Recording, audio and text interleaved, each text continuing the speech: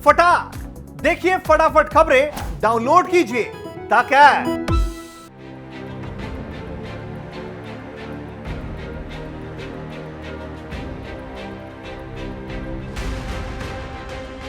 श्रीलंका को लेकर भारत और चीन में तकरार एक बार फिर से सामने आ गई है। चीनी राजदूत के दिए गए बयान पर भारत ने जमकर खरी खोटी सुनाई है। भारत ने तो उनके बयान को लेकर चीन के रवैये से जोड़ दिया है।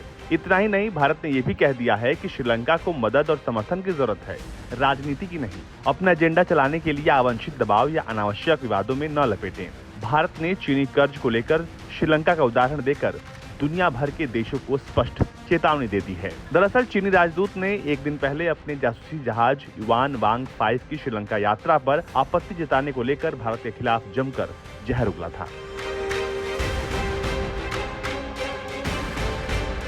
श्रीलंका में चीन के राजदूत की झेनहोंग ने एक बयान में कहा कि चीन इस बात से खुश है कि मामला निपट गया है और बीजिंग और कोलंबो संयुक्त रूप से एक दूसरे की संप्रभुता, स्वतंत्रता और क्षेत्र अखंडता की सुरक्षा करते हैं। जिसके बाद भारत ने चीन को लताड़ लगा दी। श्रीलंका में भारतीय दूतावास ने ट्वीट कर कहा कि हमने चीनी राजदूत की टिप्पणियों को देखा है। बुनियादी राजनयिक शिष्टाचार का उनका उल्लंघन एक व्यक्तिगत विशेषता हो सकती है या एक बड़े राष्ट्रीय रवैये को दर्शाती है। श्रीलंका के उत्तरी पड़ोसी के बारे में उनका दृष्टिकोण उनके देश के व्यवहार से प्रभावित हो सकता है। हम उन्हें विश्वास दिलाते हैं कि भारत बहुत अलग है। उनका एक कथित वैज्ञानिक अनुसंधान पोत की यात्रा के लिए भू राजनीतिक संदर्भ थोपना सस्ता बहाना है। भारत ने चीनी डेब्ट ट्रैप को लेकर श्रीलंका का उदाहरण देकर पूरी दुनिया को चेतावनी भी दे दी है।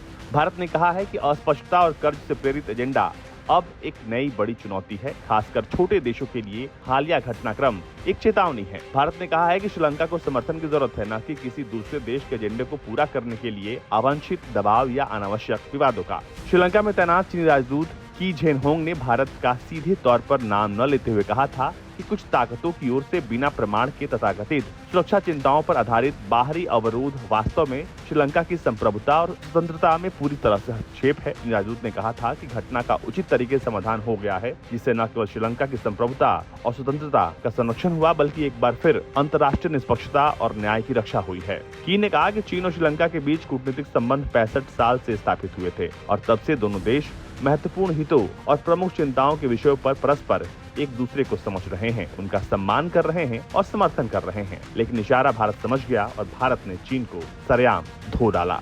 ब्यूरो रिपोर्ट, भारत तक।